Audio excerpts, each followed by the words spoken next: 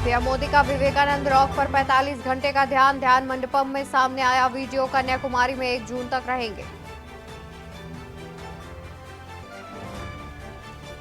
भोजपुर में heat stroke से 10 लोगों की मौत, 5 इलेक्शन ड्यूटी पर थे तैनात 2 पुलिसकर्मी और भाकपा माले के अध्यक्ष समेत अन्य शामिल। पारा 44 डिग्री पहुंचा। Sex scandal case Prajwal Revanna 35 दिन बाद भारत लौटे। बेंगलुरु एयरपोर्ट पर ही एसआईटी ने किया अरेस्ट। कोर्ट में आज पेशी। 8 राज्यों की 57 सीटों पर वोटिंग कल। वाराणसी से पीएम मोदी मैदान में। कंगना, रवि किशन, पवन सिंह समेत 4 एक्टर भी चुनाव लड़ रहे। देश की राजधानी में पीने के पानी का संकट, टैंकरों के सामने लगी लंबी लंबी कतारें। झुलसा देने वाली गर्मी के बीच सूख रहा दिल्ली का गला। देश में भीषण गर्मी साबित हो रही जानलेवा। बिहार के औरंगाबाद में 12 तो झारखंड के पलामू में 5 की मौत, यूपी में 10 की मौत। आप देख रहे हैं के न्यूज, खबरों का सारथी। नमस्कार, स्वागत है आपका लाइव न्यूज में। मैं हूं आपके साथ अवंतिका अवस्थी। रुक करते हैं आज के तमाम बड़ी खबरों की ओर, जहां लोकसभा चुनाव में आखिरी चरण का चुनाव प्रचार थमने के बाद प्रधानमंत्री नरेंद्र मोदी अपने तय कार्यक्रम के मुताबिक कन्याकुमारी में ध्यान में मग्न हैं। स्वामी विवेकानंद रॉक मेमोरियल के ध्यान मंडपम में पीएम ध्यान लगा रहे हैं। 5 घंटे तक ध्यान के बाद 1 जून की शाम वो बाहर आएंगे। कन्याकुमारी में दूसरे दिन प्रधानमंत्री नरेंद्र मोदी ने भी अपना ध्यान इसी मंदिर में दर्शन के साथ शुरू किया। ये ध्यान पीएम ने गुरुवार शाम को 6:45 पर शुरू किया था, जो अब 1 जून की दोपहर 3 बजे तक चलेगा। और इस तरह प्रधानमंत्री मोदी पूरे 45 घंटे तक ध्यान मग्न रहेंगे। इस दौरान वो किसी भी तरह का भोजन ग्रहण नहीं करेंगे और सिर्फ नारियल पानी, ग्रेप जूस और पानी ही ग्रहण करेंगे। ध्यान की इस प्रक्रिया में पीएम मोदी 40 घंटे तक मौन धारण करके रखेंगे और ध्यान मंडपम में जो बड़े से ओम की आकृति है, वहां उनका ये ध्यान चल रहा है। पीएम मोदी ने शुक्रवार की सुबह सूर्य भगवान को जल अर्पित किया और फिर ध्यान में लीन हो गए।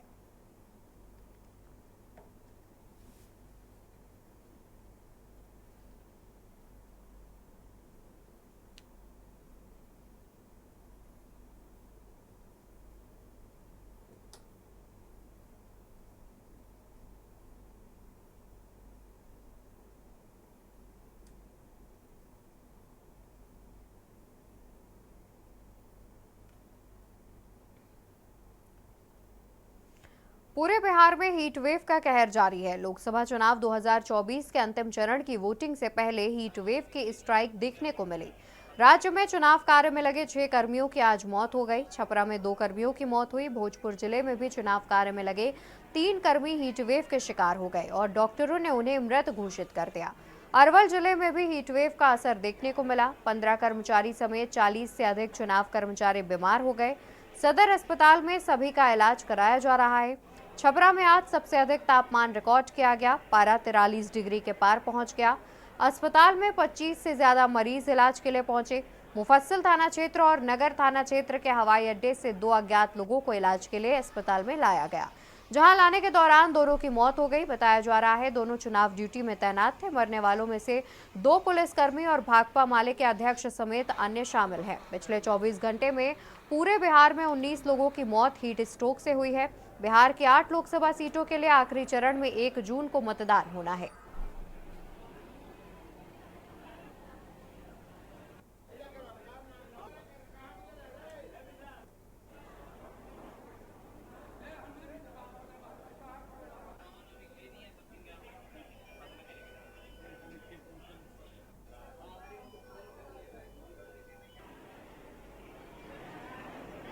चार चुनाव कर्मी हैं जिनकी अभी तक डेथ हुई है। एक कंफर्म जो है पटना में, वो अभी कंफर्म न्यूज नहीं है। 4 यहाँ पे डेथ हुई हैं।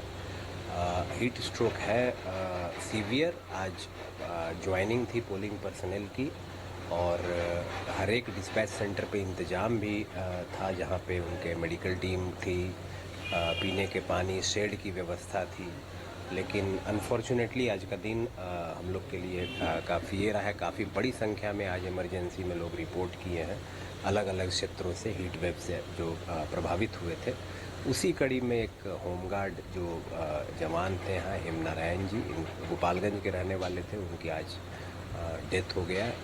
तो हम लोग कल भी हम लोग की पार्टी ज्वाइन करेगी अलग अलग जगह पे। तो इसको लेकर के हम लोग ज़िले को पूरे जो चिकित्सक हैं वो अलर्ट पे हैं, और सभी जो टीम है हम लोग की सदर अस्पताल में एक डेडिकेटेड वार्ड है जो कि काम कर रहा है, और काफ़ी लोग ठीक होके भी गए हैं।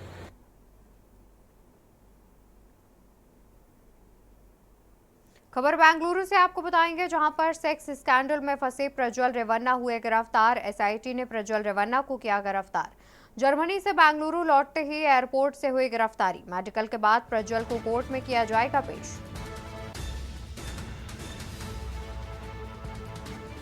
मेडिकल के बाद प्रज्वल को कोर्ट में किया जाएगा पेश। प्रज्वल रेवन्ना की हिरासत मांग सकती है पुलिस। प्रज्वल रेवन्ना का ऑडियो सैंपल भी लेगी फॉरेंसिक टीम। मेड ने प्रज्वल रेवन्ना के खिलाफ दर्ज कराई थी एफआईआर। पूर्व प्रधानमंत्री एचडी देवगौड़ा के पोते हैं प्रज्वल रेवन्ना। तो आपको बता दें, बेंगलुरु से खबर सामने आ रही है, जहां पर कर्नाटक में सेक्स स्कैंडल और यौन शोषण के आरोपों से घिरे जेडीएस से निलंबित सांसद प्रज्वल रेवन्ना 35 दिन बाद जर्मनी से बेंगलुरु लौटे हैं। एयरपोर्ट पर फ्लाइट लैंड करने के कुछ ही मिनटों बाद एसआईटी ने उन्हें गिरफ्तार कर लिया। प्रज्वल 27 अप्रैल को बेंगलुरु से जर्मनी भाग गया था, जहां पर प्रज्वल को महिला पुलिसकर्मियों की एक टीम जीप से सीआईडी ऑफिस लेकर पहुंचे, जिसके बाद उन्हें रात भर सीआईडी ऑफिस में ही रखा गया। एसआईटी की टीम एयरपोर्ट से 2 सूटकेस भी अपने साथ लेकर गई है। प्रज्वल रेवन्ना को मेडिकल टेस्ट के लिए आज सरकारी अस्पताल भी ले जाया जाएगा। उन्हें 24 घंटे के भीतर मजिस्ट्रेट कोर्ट के समक्ष पेश करना होगा, जहां पुलिस उसकी कस्टडी की मांग करेगी। तो रिपोर्ट के मुताबिक एसआईटी प्रज्वल रेवन्ना की 14 दिनों की कस्टडी की मांग कर सकती है। इसके साथ ही फॉरेंसिक टीम उसका ऑडियो सैंपल भी लेगी, जिससे पता लगाया जाएगा कि वायरल सेक्स वीडियो में आ रही आवाज प्रज्वल की है या नहीं। प्रज्वल ने भारत आने से पहले ही 29 मई को सेशन कोर्ट में अग्रिम जमानत याचिका दायर की थी। चूंकि अब उन्हें गिरफ्तार कर लिया गया है, इसलिए अब ये तकनीकी तौर पर उनकी जमानत याचिका हो गई है। इस पर आज सुनवाई भी होनी है। प्रज्वल के खिलाफ अब तक यौन उत्पीड़न के 3 मामले दर्ज किए जा चुके हैं। इस हफ्ते हासन सीट से सांसद प्रज्वल ने एक वीडियो संदेश जारी किया था, जिसमें उसने 31 मई को एसआईटी के सामने पेश होने और जांच में सहयोग करने का वादा किया था। तो कुछ इस तरीके से जानकारी सामने आ रही है, जहां पर जर्मनी से बेंगलुरु लौटते ही एयरपोर्ट पर प्रज्वल रेवन्ना की गिरफ्तारी की गई। एसआईटी ने उन्हें गिरफ्तार किया। उसके बाद महिला पुलिसकर्मियों ने एक जीप में बैठाकर सीआईडी ऑफिस ले गई। सीआईडी ऑफिस में रात भर रखा गया। हाथरस से खबर, जहां जम्मू कश्मीर के अखनूर में बस हादसे का मामला। हाथरस के 9 और अलीगढ़ के 1 व्यक्ति की हुई मौत। जम्मू कश्मीर के अखनूर में बस हादसे का मामला। हाथरस के 9 और अलीगढ़ के 1 व्यक्ति की हुई मौत। मझोला के 5, नगला उदय के 4, अलीगढ़ के 1 की हुई मौत। डीएम ने बस दुर्घटना में हुई 10 लोगों की मौत की पुष्टि की। प्रशासन के लोग दोनों ही गांव में मृतक के परिजनों से मिले। मृतक के परिजनों को हर संभव मदद का दिया आश्वासन। जिलाधिकारी ने किसी भी जानकारी के लिए बनाया कंट्रोल रूम। जिला प्रशासन जारी किए हेल्पलाइन नंबर। जिला प्रशासन की ओर से जारी किए गए हेल्पलाइन नंबर। मृतक के परिजनों को हर संभव मदद का दिया गया आश्वासन।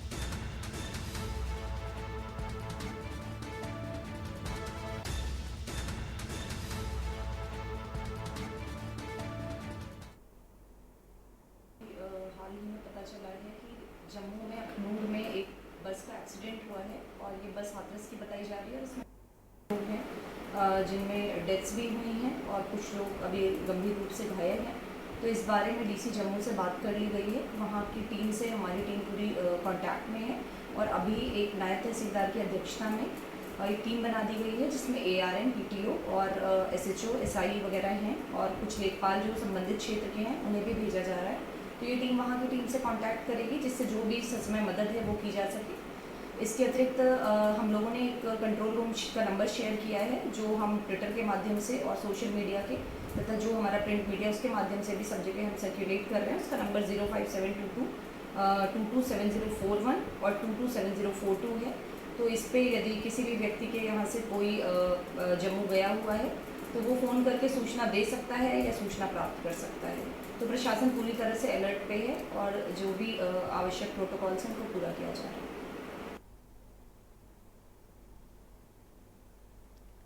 तो हाथरस के 9 और अलीगढ़ के एक व्यक्ति की इस हादसे में मौत हो गई थी। जम्मू कश्मीर के अखनूर में यह बस हादसा हुआ था। डीएम ने बस दुर्घटना में हुई 10 लोगों की मौत की पुष्टि भी की। हाथरस से ज्यादा जानकारी के लिए हमारे साथ संवाददाता अनिल मीणा भी जुड़े हुए हैं। अनिल, देखा जाए तो जिस तरीके से जम्मू कश्मीर में बस हादसे में हाथरस के भी कुछ लोगों की मौत की बात सामने आ रही है। जानकारी ये भी है कि डीएम ने हर संभव मदद का आश्वासन भी दिया है।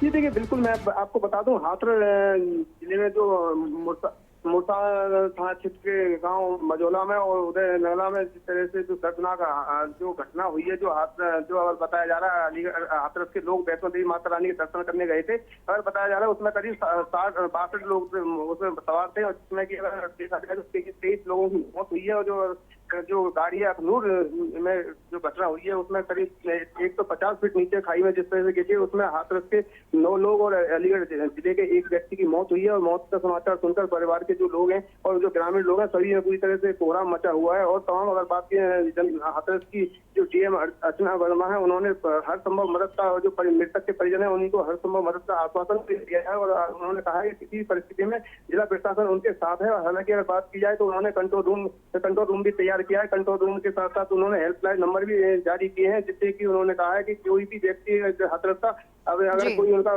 परिवार का जम्मू कश्मीर अगर व्यक्ति हुआ है तो वो अपने घर के लोगों की सूचना इस हेल्पलाइन नंबर पर दे सकता है। तो उसके लिए जिला प्रशासन पूरी अगर बात की जाए तो वहाँ के जो अधिकारी हैं वो भी जो मृतक हैं उनके परिजनों से मिलने के लिए तमाम प्रत्येक घर घर जा रहे हैं और उन्हीं तो हर मदद का आश्वासन दे रहे हैं। अगर बात की जाए, देखिए जो डीएम है उन्होंने जो एक टीम गठित की है जो जम्मू कश्मीर के लिए रवाना हो गई है अखनूर के लिए, और उन्होंने जो रवाना टीम को गया तो उसमें एक तहसीलदार और कई इंस्पेक्टर और कई पुलिसकर्मी उसमें भेजे गए हैं, जिसको लेकर उन्होंने कहा है कि जो वहाँ के जो अधिकारी हैं अखनूर के उनसे पूरी तरह से जानकारी लेते रहेंगे और उनके संपर्क में रहेंगे। जैसे लेकिन अगर बात की जाए डेड बॉडियों के आने की, और उन्होंने कहा है कि अभी तक पुलिस की अगर जो कहना डीएम का, उन्होंने कहा है कि सबकी अभी तक कोई पूरी तरह से ये नहीं है कि आज ही आएंगे, लेकिन जिस तरह से सब आएगा उन्होंने कहा कि मीडिया को पूरी तरह से जानकारी दे दी जाएगी। जिस तरह से जो हाथरस में जो वहाँ से डेड बॉडी आएंगी तो उसके अनुसार उनको जानकारी दी जाएगी। जी बिल्कुल, यानी कि देखा जाए तो सहयोग पूरा किया जा रहा है प्रशासन की ओर से, जिससे जो मृतक के परिजन हैं उन्हें किसी प्रकार की परेशानी ना हो। बहुत शुक्रिया अनिल आपका अधिक जानकारी हमारे दर्शकों तक पहुंचाने के लिए। तो जिला प्रशासन की ओर से हेल्पलाइन नंबर भी जारी किए गए हैं और इसके अलावा हर संभव मदद का आश्वासन भी दिया गया है। बढ़ते हैं खबरों में आगे, बात करेंगे चंदौली की, जहां पर लोकसभा चुनाव का थमा शोर। आज रवाना हो रही हैं पोलिंग पार्टियां। नवीन मंडी परिसर से की गई रवाना। कल 1541 मतदान केंद्रों पर पड़ेंगे वोट। कल सुबह 7 बजे से शाम 6 बजे तक होगा मतदान। पोलिंग पार्टियों के रवानगी की तैयारी पूरी। मुगलसराय विधानसभा में 407 बने मतदान केंद्र। ज्यादा जानकारी के लिए हमारे साथ संवाददाता अश्विनी मिश्रा जुड़े हुए हैं। अश्विनी, देखा जाए तो कल मतदान किया जाना है और इसको लेकर के जिस तरीके से जानकारी सामने आ रही है कि पोलिंग पार्टियों के रवानगी की तैयारी पूरी कर ली गई है, इसके अलावा मतदान केंद्रों का भी निर्माण किया जा रहा है, और क्या कुछ विशेष इंतजाम प्रशासन की ओर से किए गए हैं? जी, बताना चाहेंगे कि चंदौली संसदीय क्षेत्र में जहाँ 3 विधानसभा सभाएं चंदौली जनपद की लगती है और 2 विधानसभा बनारस जनपद की। हालांकि चंदौली जनपद में 4 विधानसभाएं, एक चकिया विधानसभा है जो सोनभद्र से लगती है, लेकिन इस बार चकिया विधानसभा में अभी तक वहाँ नक्सल प्रभावित होने के कारण सुबह 7 बजे से 4 बजे तक मतदान होता था, लेकिन इस बार पहली बार वहाँ के मतदाता शाम 6 बजे तक मतदान करेंगे। और ये मतदाताओं में इसको लेकर के बेहद ही रोचक खुशी है कि कम से कम जल्दीबाजी में जो मतदान करते थे और छूट जाते थे समय के कारण, तो इस बार उनको 2 घंटे एक्स्ट्रा समय मिल रहा है, इसलिए मतदान के प्रति उनका रुझान बढ़ा है। और सबसे बड़ी बात है कि गर्मी को देखते हुए जिलाधिकारी ने प्रयास किया है कि सभी पोलिंग बूथों पर 2-2 कूलर एवं जो मॉनिटरिंग की जा रही है, जो बूथ बनाए गए हैं वीडियो ब्रॉडकास्टिंग के लिए, वहाँ एसी की व्यवस्था की जाए। हालांकि अब तो इस धरातल पर क्या हुआ है ये देखना पड़ेगा, लेकिन जिलाधिकारी ने पूरी तरह से निर्देश दे दिया है 1541 पोलिंग बूथों पर समुचित व्यवस्था कर दिया जाए। दिव्यांगों के लिए ट्राईसाइकिल और पानी, ठंडा पेयजल, छाया की व्यवस्था आदि व्यवस्थाएं की गई हैं और पोलिंग पार्टियां रवाना हो रही हैं। हालांकि गर्मी बेजोड़ है, अपना रिकॉर्ड तोड़ रही है। उस गर्मी में कई आज भी एक होमगार्ड की मौत हो गई है जो झांसी से आया था, तो इसमें मौत का भी सिलसिला चल रहा है। लेकिन उसके बाद भी मतदान का काम सकुशल संपन्न कराने के लिए जिला प्रशासन पूरी तरह से जुटा हुआ है। बिल्कुल अश्विनी, देखा जाए तो जिस तरीके से हीट वेव के चलते कई लोगों की मौत की बात भी सामने आ रही है, जो कि चुनाव ड्यूटी में लगे हुए हैं, उनकी मौत की भी बात सामने आ रही है। तो इस भीषण गर्मी से बचाव के लिए क्या कुछ तैयारियां की गई हैं? ठीक है, तो हमारे संवाददाता से संपर्क नहीं हो पा रहा है। आपको बता दें कि तमाम तैयारियां की जा रही हैं। कल आखिरी चरण का मतदान होना है और उसको लेकर के विशेष इंतजाम किए गए हैं। पोलिंग पार्टियां भी रवाना कर दी गई हैं और मतदान केंद्रों का निर्माण भी किया गया है।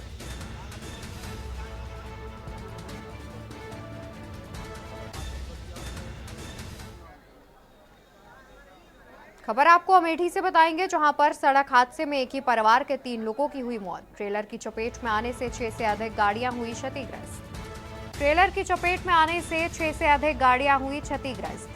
कार की चपेट में आने से परिवार के 3 लोगों की हुई मौत। घटना में घायल कई लोगों का इलाज भी जारी है। कमरौली थाने के लखनऊ वाराणसी राष्ट्रीय नेशनल हाईवे का मामला। हादसे का सीएम योगी आदित्यनाथ ने लिया संज्ञान। मृतकों के प्रति व्यक्त की शोक संवेदना। अधिकारियों को राहत कार्यों में तेजी लाने के दिए निर्देश। खबर अमेठी से, जहां पर सड़क हादसे में एक ही परिवार के 3 लोगों की हुई मौत। ट्रेलर की चपेट में आने से 6 से अधिक गाड़ियां हुई क्षतिग्रस्त। कार की चपेट में आने से परिवार के 3 लोगों की हुई मौत। घटना में घायल कई लोगों का इलाज जारी। कमरौली थाने के लखनऊ वाराणसी राष्ट्रीय नेशनल हाईवे का मामला।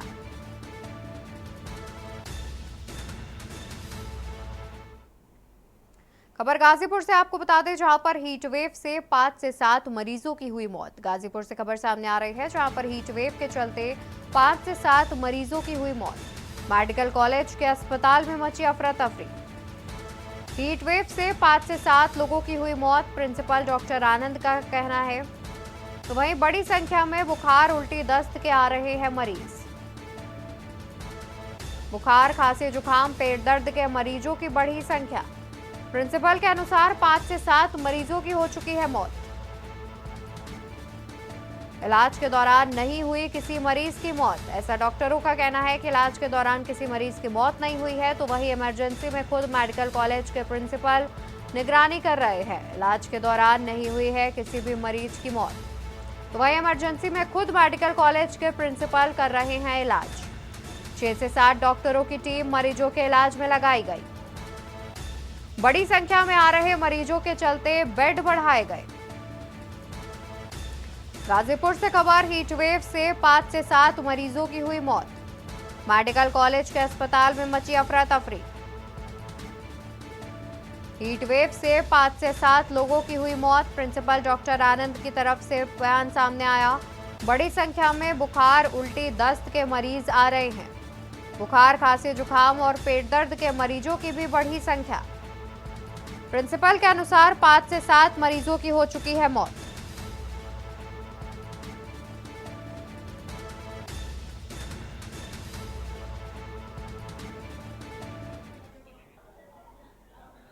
सिर्फ मरीजों की मौत भर्ती होने के बाद तो नहीं हुई है, और ये मरीज कुछ खांसी के आ रहे हैं, कुछ जुकाम के आ रहे हैं, कुछ बुखार के आ रहे हैं, कुछ पेट खराब के आ रहे हैं। हर तरह के मरीज आ रहे हैं और सब मरीजों का इलाज किया जा रहा है। और हम लोग पूरी तरह से तैयार हैं। अभी हम तुरंत ही आधे घंटे के अंदर एक 10 बेड और एक्स्ट्रा बढ़ाने जा रहे हैं। अपनी तैयारी पूरी है। बाकी गर्मी बहुत तेज है, उसके प्रकोप से कोई नहीं बच सकता है, लेकिन हम अपनी तरफ से पूरा भरपूर प्रयास कर रहे हैं कि किसी मरीज को नुकसान न पहुंचे और हम मरीज को बिल्कुल ठीक करके यहाँ से भेजें। जा रहा है उसको हम आते ही तुरंत पहले तो हम ड्रिप लगा दे रहे हैं। अगर कोई हाई ग्रेड फीवर के साथ आया है तो तुरंत उसका फीवर उतारने के लिए उसको पानी की पट्टी, बर्फ के पूरा हमने आइस पैक रखे हुए हैं जिससे उसका पूरा रगड़ा जा रहा है और ड्रिप पूरा दिया जा रहा है। और अगर कोई मरीज ऐसी हालत में आ रहा है कि इसके बगैर ठीक हो सकता है तो उसको तुरंत ORS का घोल पिला के एक ड्रिप लगा के ठीक करके हम लोग 2-3 घंटे में भेज भी रहे हैं। प्रदेश के साथ साथ हीटवेव का असर सुल्तानपुर में भी देखने को मिला, जहां स्लीपर कोच में सफर कर रही एक महिला की मौत हो गई जबकि उसके बेटे की तबीयत बिगड़ गई, जिसका इलाज किया जा रहा है। वहीं अस्पताल में भी लगातार हीटवेव के मरीज भी बढ़ते जा रहे हैं। दरअसल चंडीगढ़ की रहने वाली किशोरी देवी अपने बेटे प्रदीप महतो और बेटी सरिता के साथ छपरा से हरिहर एक्सप्रेस में बैठी और चंडीगढ़ के लिए रवाना हुई, लेकिन वाराणसी पर पार करने के बाद ही किशोरी देवी और उसके बेटे प्रदीप की तबीयत बिगड़ गई। सुल्तानपुर पहुंचने पर तत्काल इन्हें रेलवे उतरवाकर जिला अस्पताल भिजवाया गया, जहां किशोरी देवी को डॉक्टरों ने मृत घोषित कर दिया, जबकि प्रदीप महतो की तबीयत अभी भी खराब है। डॉक्टर की माने तो आशंका यही है कि हीटवेव के चलते ही यह घटना हुई है।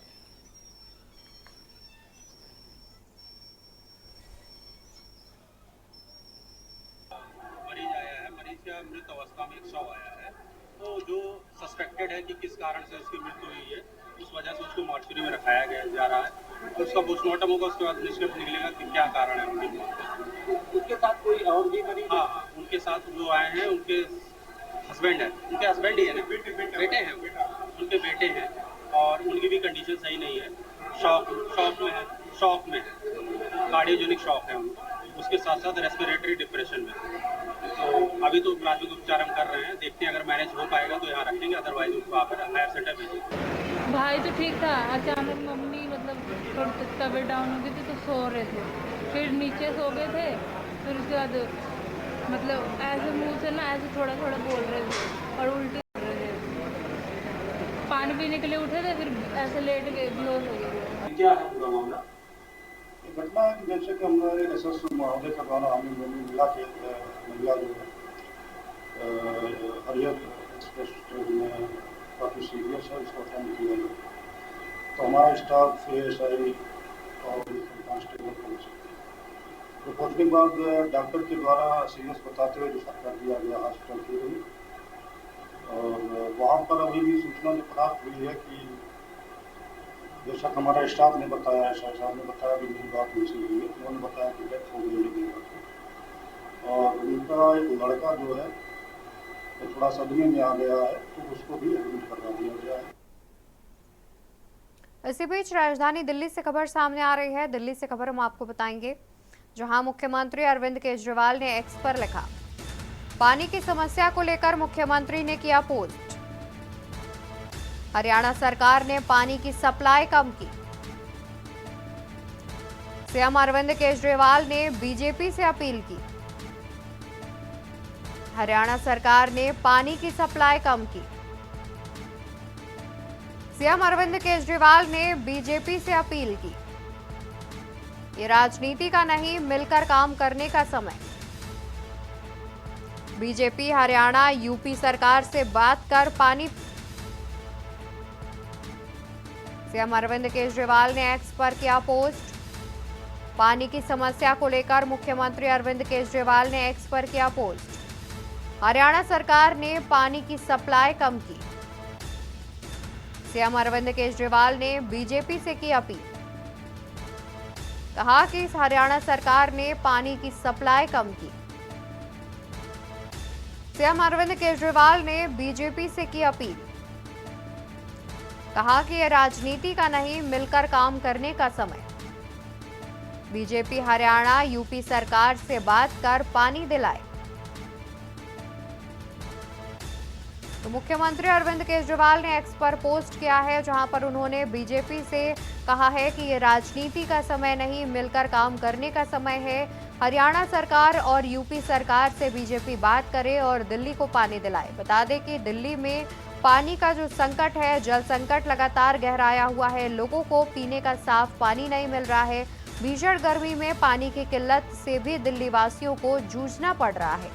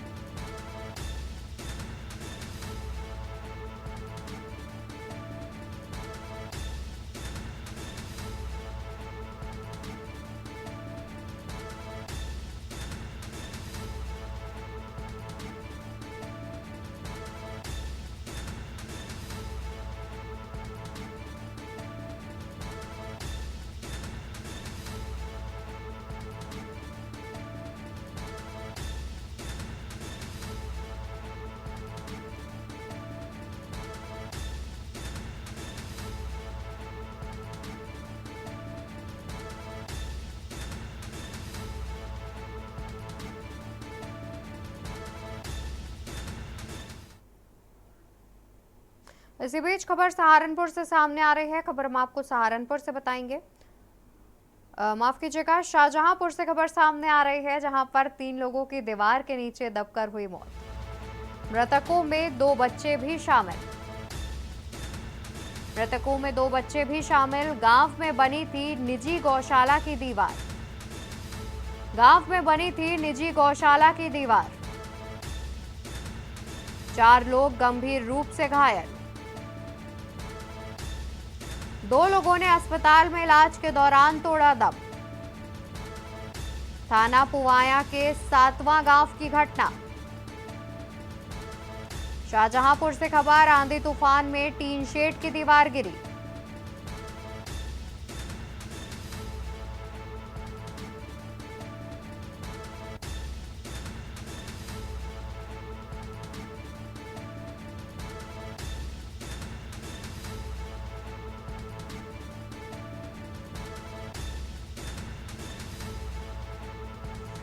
खबर हम आपको बता रहे हैं, जहां पर 4 लोग गंभीर रूप से घायल हो गए हैं। 2 लोगों ने अस्पताल में इलाज के दौरान दम तोड़ दिया है। और थाना पुवाया के 7वां गांव की यह पूरी घटना सामने आ रही है। शाहजहांपुर से खबर, आंधी तूफान में टीन शेड की दीवार गिरी।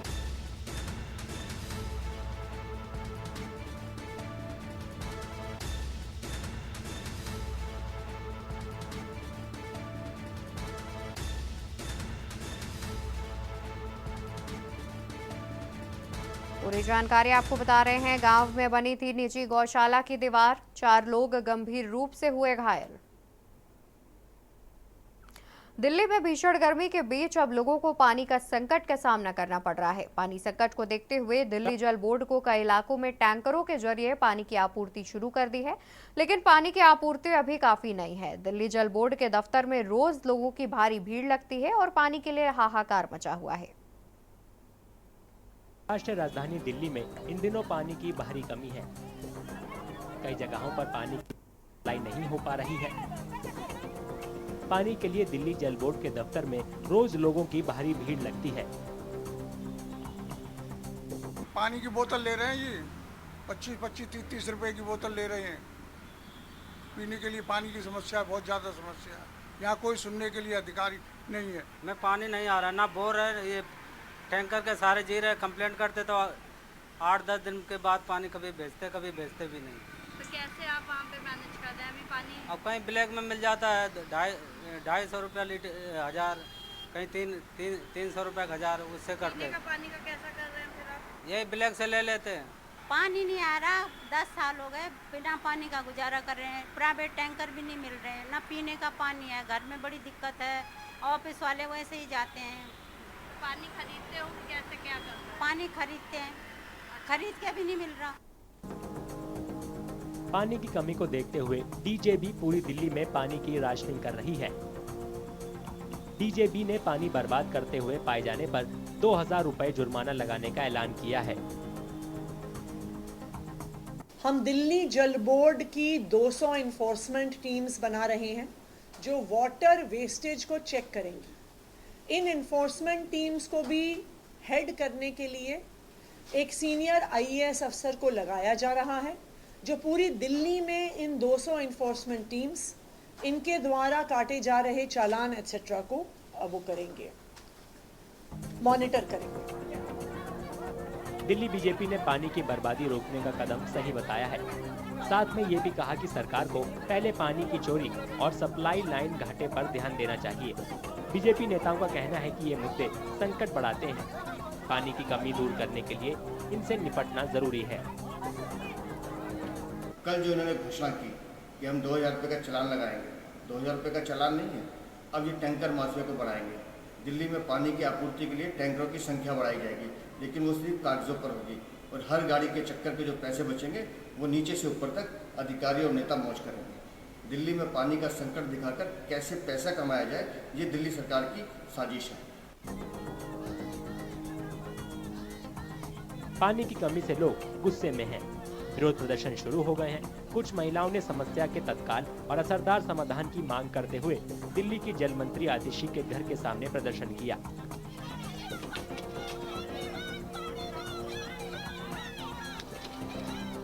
उन्होंने रोजमर्रे की परेशानियां बताईं और अधिकारियों से फौरन कार्रवाई की मांग की।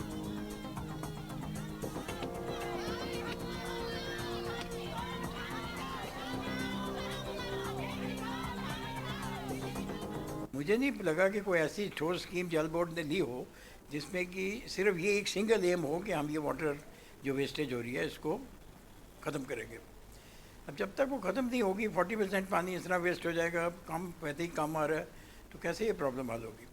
तो विंटर में भी वही है, समर में भी वही है। तो ये समर का तो चलो एक बहाना है कि थोड़ा पानी ज़्यादा चाहिए होता है, मगर विंटर में कौन सा दिल्ली में प्रॉब्लम नहीं है। तो आप हरियाणा को ब्लेम करते रहो, हरियाणा पंजाब को ब्लेम करते रहे, इससे कुछ होना नहीं है। दिल्ली में पानी का संकट बढ़ता जा रहा है। इसे देखते हुए आम लोग और नेता दोनों तत्काल जरूरतों को पूरा करने और आने वाले समय में पानी की कमी रोकने के लिए लंबे समय के उपाय लागू करने पर जोर दे रहे हैं।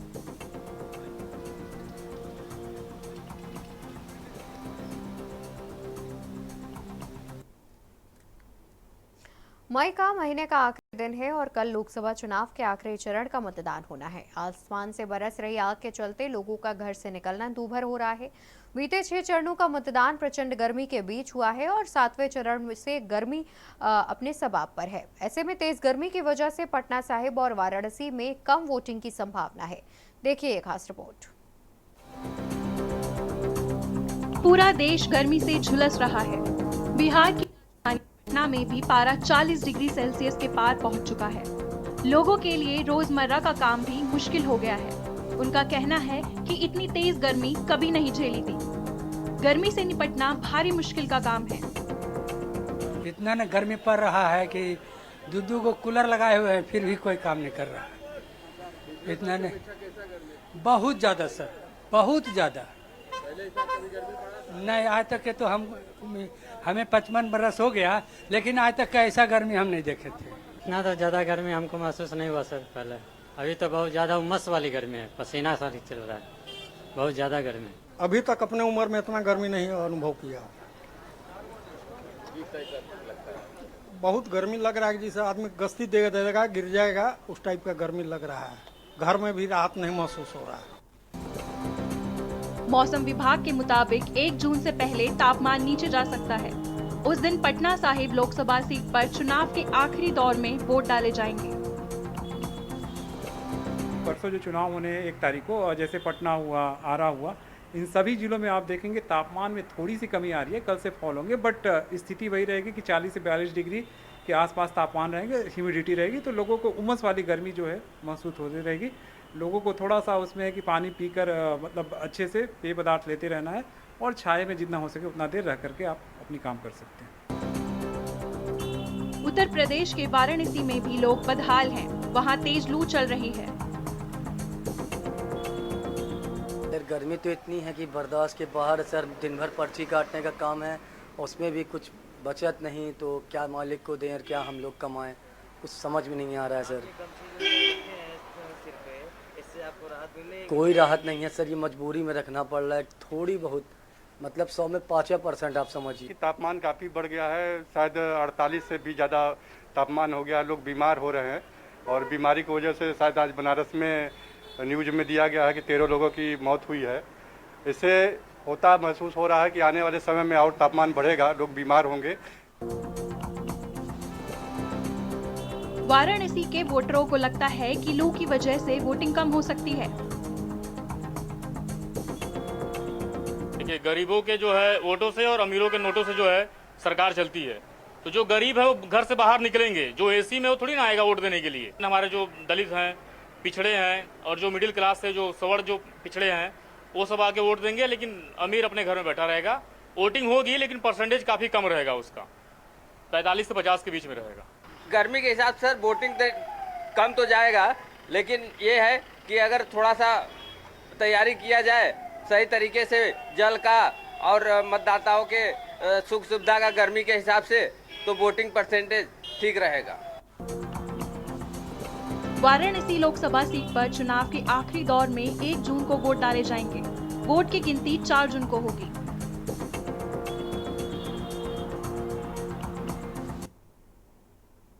तो तो वहीं रायबरेली से इस वक्त की बड़ी खबर आपको बता देते हैं, जहां पर जिला जेल में बंद महिला कैदी की हुई मौत। महिला कैदी की मौत से मचा हड़कंप, पुलिस कर्मियों ने जिला अस्पताल में कराया था भर्ती। महिला कैदी की मौत से मचा हड़कंप, पुलिस कर्मियों ने जिला अस्पताल में कराया था भर्ती। पुलिस कर्मियों ने जिला अस्पताल में कराया था भर्ती। जिला चिकित्सालय में तैनात चिकित्सक ने किया था मृत घोषित। दहेज प्रथा के मामले में हाईकोर्ट से हुई थी 7 साल की सजा। शहर कोतवाली क्षेत्र के जिला कारागार की पूरी घटना। तो रायबरेली से इस वक्त की बड़ी खबर हम आपको बता रहे हैं। रायबरेली से खबर सामने आ रही है, जहां पर जिला जेल में बंद महिला कैदी की हुई मौत। महिला कैदी की मौत से मचा हड़कंप और पुलिसकर्मियों ने जिला अस्पताल में कराया था भर्ती। ज्यादा जानकारी के लिए रायबरेली से हमारे साथ संवाददाता केशवानंद शुक्ला भी जुड़े हुए हैं। केशवानंद, जिस तरीके से जानकारी सामने आ रही है कि जिला जेल में बंद महिला कैदी की मौत हो गई है, क्या कुछ जानकारी है? क्या वो उनको किसी प्रकार की कोई बीमारी थी? बरेली जिले के शहर कोतवाली क्षेत्र के कारागार में आज महिला की मौत हो गई है, जिसके बाद देखा जा रहा है कि कारागार प्रशासन में हड़कंप का माहौल देखने को मिला है। बताया जा रहा है कि महिला काफी दिनों से बीमार चल रही है। उसे पुलिस कर्मियों के द्वारा रायबरेली के जिला अस्पताल में लाया गया, जहां उसका इलाज के लिए लाया गया, जहां ईएमओ तैनात डॉक्टर संतोष सिंह ने मृत घोषित कर दिया है, जिसके बाद कारागार प्रशासन में हड़कंप का माहौल देखने को मिला है। बताया जा रहा है कि दहेज प्रथा हाई कोर्ट से महिला को 7 साल की सजा मिली थी, जिसके बाद से वो सजा अपनी जिला कारागार में काट रही थी। वहीं अचानक मौत के बाद जो है जिला कारागार में हड़कंप का माहौल देखने को मिला। फिलहाल मौके पर पहुंची शहर कोतवाली पुलिस ने शव को कब्जे में लेकर के पोस्टमार्टम के लिए भेज दिया है और पूरे मामले की जांच पड़ताल में जुट गई है। जी बिल्कुल। और साथ ही देखा जाए तो जिस तरीके से जानकारी भी सामने आई है कि जिला जेल से ले जाकर उन्हें अस्पताल में भर्ती भी कराया गया था, जिसके बाद उनकी मौत हुई है। डॉक्टरों का क्या कुछ कहना है फिलहाल? देखिए, बिल्कुल आपको बता दें कि जिला अस्पताल जब महिला को लाया गया था तो उसे रायबरेली के जिला अस्पताल में तैनात डॉक्टर संतोष सिंह ने मृत घोषित कर दिया है।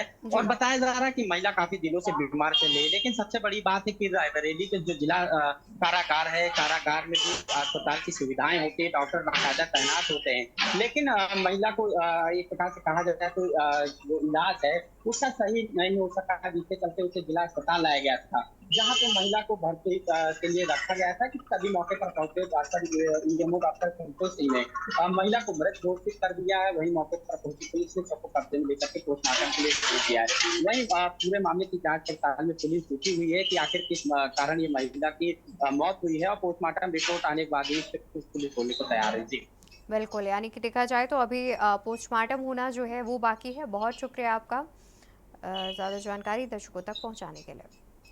तो आपको बता दें कि रायबरेली से ये खबर सामने आ रही है, जहां पर रायबरेली के जिला जेल में बंद महिला कैदी की मौत हो गई है। जानकारी के अनुसार वो काफ़ी दिनों से बीमार चल रही थी और उसके बाद जब पुलिसकर्मियों ने उन्हें अस्पताल ले गए तब वहां पर डॉक्टरों ने उन्हें मृत घोषित कर दिया। फिलहाल अभी महिला का पोस्टमार्टम होना बाकी है। पोस्टमार्टम रिपोर्ट आने के बाद ही आगे की जो बात है वो सामने आएगी।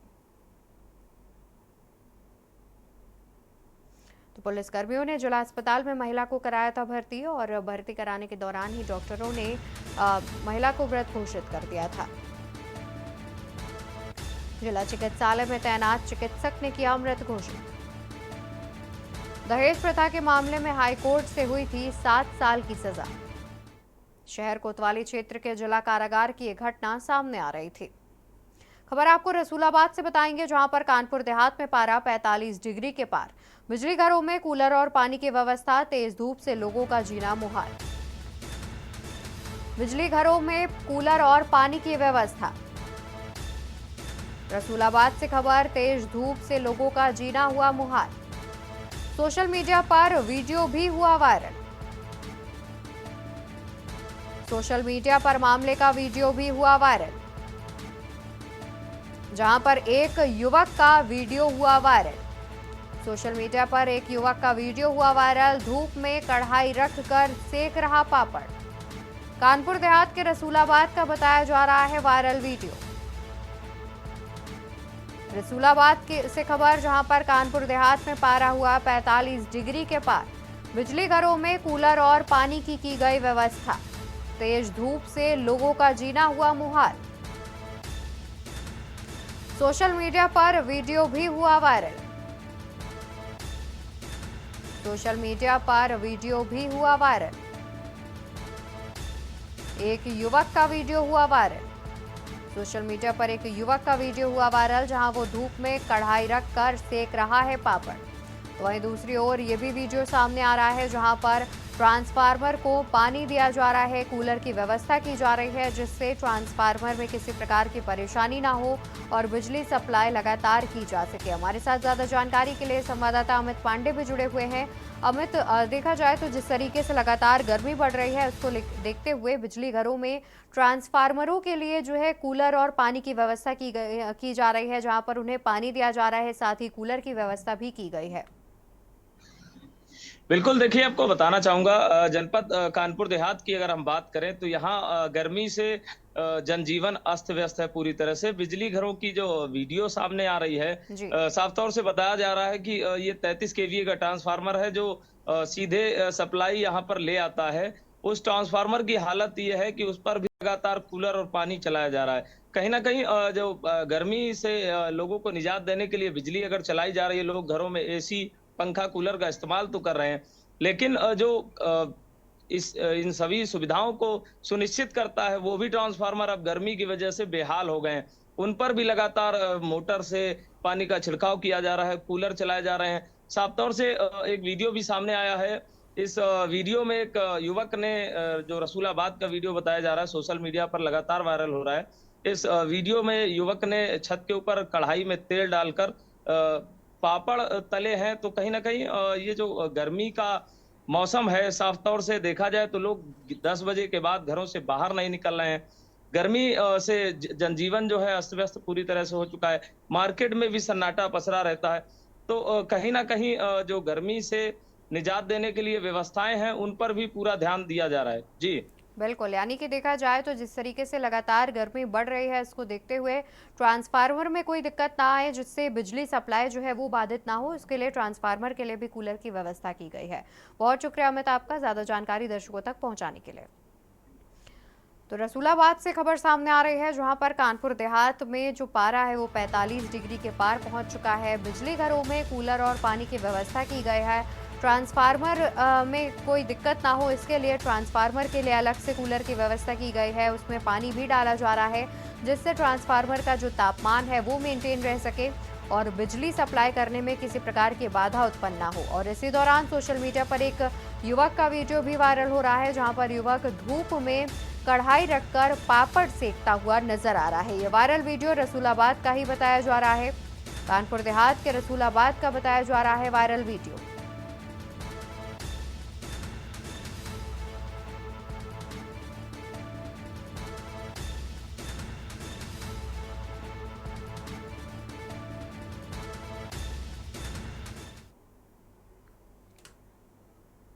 खबर कौशाम्बी से, जहां पर 5 साल के मासूम से कुकर्म। बिस्कुट देने के बहाने मासूम से किया गया कुकर्म।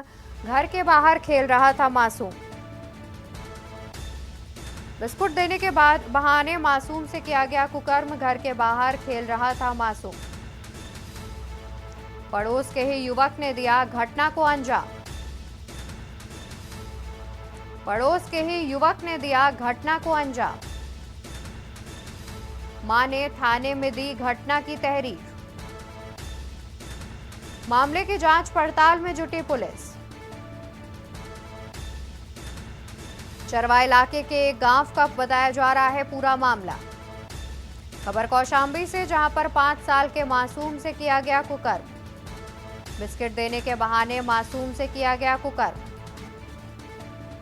घर के बाहर खेल रहा था मासूम। पड़ोस के ही युवक ने दिया घटना को अंजाम। पड़ोस के ही युवक ने दिया घटना को अंजाम।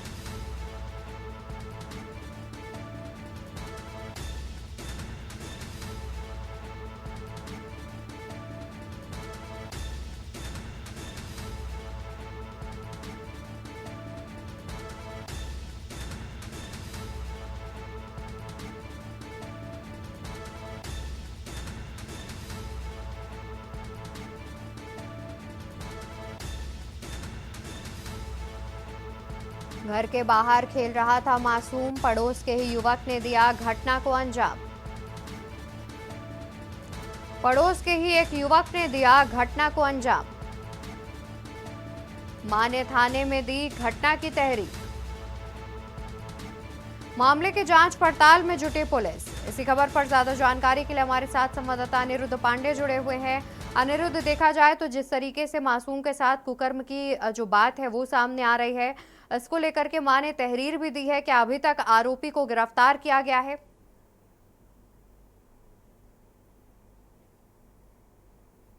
गांव का पूरा मामला है जहां मासूम 5 साल के बच्चे को बिस्कुट देने के बहाने से पड़ोसी युवक ने पंचायत भवन में ले जाकर उसके साथ कुकर्म जैसी घिनौनी हरकत किया। उसके बाद मासूम अपने घर खून से लथपथ हालात में पहुंचा, अपनी मां को अपनी बीती बताई। मां घटना की सूचना और युवक को लेकर चरवा थाना पहुंची, जहां पे लिखित शिकायती प्रार्थना पत्र दी। पुलिस युवक को मेडिकल के लिए भेजा और मुकदमा दर्ज कर आरोपी युवक की तलाश की जा रही थी। बिल्कुल, क्या अभी तक आरोपी युवक के बारे में कोई सुराग हाथ लग पाया है? अभी तक चरवा थाना पुलिस से युवक फरार है। अभी तक युवक की कोई गिरफ्तारी की कोई सूचना नहीं है। जी, बहुत शुक्रिया अनिरुद्ध आपका अधिक जानकारी दर्शकों तक पहुंचाने के लिए। तो आपको बता दें कि फिलहाल मां ने थाने में घटना की तहरीर दे दी है। आरोपी युवक की तलाश जो है वो की जा रही है। अयोध्या में एक अज्ञात युवक की हत्या कर उसका शव तमसा नदी के पुल के नीचे फेंक दिया गया। तमसा नदी इस समय सूखी हुई है। उसका शव रक्त रंजित अवस्था में नदी के रेत में पाया गया। स्थानीय लोगों की सूचना पर मौके पर पहुंची पुलिस ने फॉरेंसिक टीम के साथ जांच की और शनाख्त की कोशिश की। मामला थाना तारून के एसी घाट का है, जहां पर स्थानीय लोगों द्वारा देखा गया कि एक अज्ञात युवक का शव, जो कि सफेद शर्ट और जीन्स पहना हुआ था, युवक ने दाढ़ी भी बढ़ा रखी थी। उसका शव तमसा नदी पुल के नीचे पड़ा हुआ था। उसका चेहरा लहूलुहान था। माना जा रहा है कि उसकी हत्या कर उसका शव पुल के नीचे फेंक दिया गया है। मौके पर पहुंचे पुलिस ने शनाख्त करवाने की कोशिश की। उसके बाद उसके शव को पोस्टमार्टम के लिए मोर्चरी भेज दिया गया।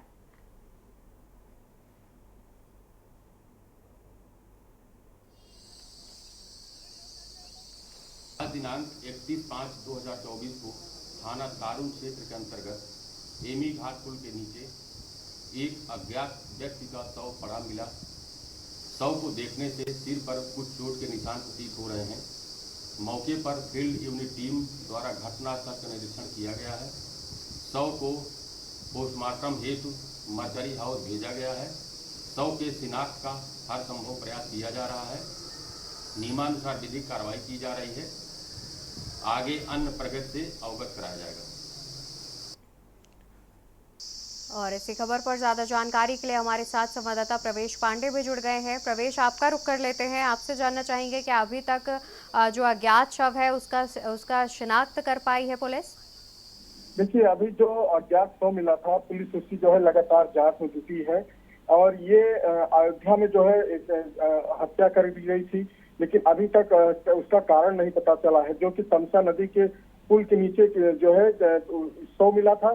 पुलिस उसकी जांच कर रही है, लेकिन अभी तक उसका जो है ये शव का जो है ये नहीं पता चल पाया है कि किसका शव है और किस कारण इसकी जो है हत्या की गई है। बिल्कुल, और साथ ही देखा जाए तो क्या किसी प्रकार का कुछ सुराग भी हाथ लग पाया है या कोई सीसीटीवी फुटेज सामने आ पाई हो जिससे पता चल सके कि आखिर किसने जो शव है वो यहाँ फेंका?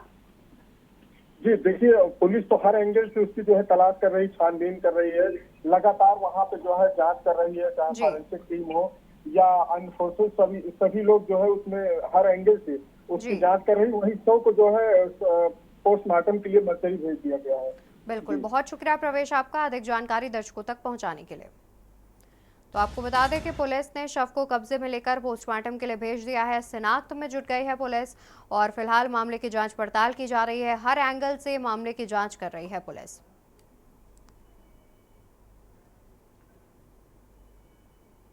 तो अयोध्या से खबर हम आपको बता रहे थे, जहां पर एक अज्ञात शव मिला है। तमसा नदी के पास अज्ञात शव बरामद हुआ है। पुलिस ने शव को कब्जे में लेकर पोस्टमार्टम के लिए भेज दिया है और साथ ही मामले की कार्रवाई में जुट गई है। इसी बीच मुरैना से खबर सामने आ रही है। खबर आपको मुरैना से बताएंगे। मुरैना से खबर सामने आ रही है। जहां पर युवक की चाकू मारकर की गई हत्या। मुरैना से खबर, युवक की चाकू मारकर की गई हत्या, अज्ञात कारणों के चलते युवक की निर्मम हत्या। आसपास के लोगों में हत्या से फैली सनसनी। सूचना मिलने के बाद मौके पर पहुंची पुलिस। सूचना मिलने के बाद मौके पर पहुंची पुलिस। मामले की जांच पड़ताल में जुटी पुलिस। पीएम रिपोर्ट के बाद ही होगा खुलासा। सवितापुरा नहर के पास का मामला बताया जा रहा है। तो खबर आपको मुरैना से बता दें, जहां पर युवक की चाकू मारकर की गई हत्या। अज्ञात कारणों के चलते युवक की गई निर्मम हत्या। आसपास के लोगों में फैली सनसनी। सूचना मिलने के बाद मौके पर पहुंची पुलिस। सूचना मिलने के बाद मौके पर पहुंची पुलिस। मामले की जांच पड़ताल में जुटे पुलिस। पूरा मामला मुरैना से सामने आ रहा है, जहां पर पोस्टमार्टम रिपोर्ट के आने के बाद ही खुलासे की बात कही जा रही है। मामूली विवाद के चलते युवक की हत्या कर दी गई है, चाकू से मारकर हत्या की गई है। फिलहाल कारणों का अभी तक स्पष्ट रूप से पता नहीं चल सका है। युवक की चाकू मारकर हत्या की गई है। मुरैना से खबर, अज्ञात कारणों के चलते युवक की निर्मम हत्या की गई। इसी पर ज्यादा जानकारी के लिए हमारे साथ संवाददाता शुभम कुलश्रेष्ठ जुड़े हुए हैं। शुभम, जिस तरीके से जानकारी सामने आ रही है कि युवक की चाकू मारकर हत्या की गई है, इस मामले में अभी तक पुलिस के हाथ क्या कुछ सुराग लगा है? जो सवितापुरा पड़ता है, जो वहाँ पे आज एक युवक की चाकू मारकर हत्या कर दी गई है। युवक अभी अज्ञात है, अभी किसी नाम से और कहाँ का रहने वाला है, ऐसे किसी चीज की पुष्टि नहीं की गई है। पुलिस ने मृत कायम कर लिया है और पोस्टमार्टम के लिए बॉडी को पीएम हाउस भेज दिया गया। अभी जांच पड़ताल चल रही है। बिल्कुल, और साथ ही जानकारी ये भी है कि किन कारणों से युवक की हत्या की गई है, उसका भी अभी तक स्पष्ट रूप से पता नहीं चल पाया है। जी, अज्ञात कारणों से अभी बताया जा रहा है। अभी तक किसी को ये भी जानकारी नहीं है कि वो कहाँ का रहने वाला है और कौन है। बिल्कुल, बने रहिए शुभम, हम आगे भी आपसे जानकारी लेंगे। फिलहाल बहुत शुक्रिया आपका। तो मुरैना से खबर सामने आ रही है, जहाँ पर एक अज्ञात युवक का शव मिला है और चाकू से मारकर युवक की हत्या की गई है। फिलहाल पुलिस मामले की जांच पड़ताल में जुटी हुई है। तो मुरैना से एक खबर हम आपको बता रहे थे, जहां पर एक युवक की चाकू से मारकर हत्या की गई है। किन कारणों से हत्या की गई है, इसका अभी स्पष्ट रूप से पता नहीं चल पाया है। फिलहाल पुलिस पूरे मामले की जांच पड़ताल में जुटी हुई है। इसी बीच एक और खबर मुरैना से सामने आ रही है, जहां पर छात्रों को भीषण गर्मी से राहत। ट्यूशन कोचिंग के लिए नए निर्देश किए गए जारी। सुबह 11 बजे से शाम 4 बजे तक बंद रहेंगे ट्यूशन और कोचिंग। गर्मी को देखते हुए जिला कलेक्टर ने दिए आदेश। ट्यूशन कोचिंग के लिए नए निर्देश किए गए जारी। ज्यादा जानकारी के लिए हमारे साथ संवाददाता शुभम कुलश्रेष्ठ जुड़े हुए हैं। शुभम, देखा जाए तो बढ़ती गर्मी को देखते हुए जिला कलेक्टर ने ये आदेश दिए हैं और नए निर्देश जारी किए गए हैं। क्या कुछ जो बदलाव है वो की गई है समय सीमा में? जी, जैसा देखा जा रहा है कि इस समय जो गर्मी है, जो भीषण गर्मी पड़ रही है, जिस समय जो पारा 43-48 जो शहर में रह रहा है, उसको देखते हुए जिला कलेक्टर ने जो कोचिंग की टाइमिंग है उसको सुबह 6 बजे से 11 बजे तक निर्धारित किया है। 11 बजे से 4 बजे तक कोई भी कोचिंग क्लासेस नहीं लगेगी। बिल्कुल, बहुत शुक्रिया शुभम आपका ज्यादा जानकारी दर्शकों तक पहुंचाने के लिए। तो मुरैना से एक खबर हम आपको बता रहे थे, जहां पर ट्यूशन कोचिंग के लिए नए निर्देश जारी किए गए हैं। भीषण गर्मी को देखते हुए ये निर्देश जारी किए गए हैं। और खबरों में मेरे साथ फिलहाल के लिए बस इतना ही। आप देखते रहिए के न्यूज़ इंडिया। नमस्कार।